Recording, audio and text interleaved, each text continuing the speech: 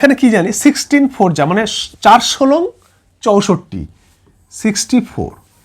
এখানে একটা মজার বিষয় দেখো, আমরা 64টাকে কিভাবে লিখেছি দেখো, 16 × 4, এখানে যদি 1টাকে বাদ দিয়ে দিই তাহলে কত থাকছে 6 আর 4, এই 6 আর 4কে লিখি দিলেই তো 64 হয়ে যায়, তাই না?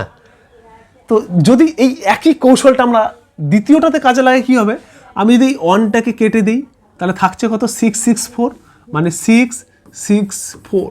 হ্যাঁ, এটাই অ্যান্সার। করে দেখো, গুণ করলে এটাই আসবে। একই রকমভাবে দেখো, আমি যদি এই 1টাকেও কেটে দিই তাহলে দেখো 3টে 6 তার সঙ্গে 4 বসিয়ে দাও, 3টে 6 তার সঙ্গে 4, এটাই আসবে অ্যান্সার। করে দেখো।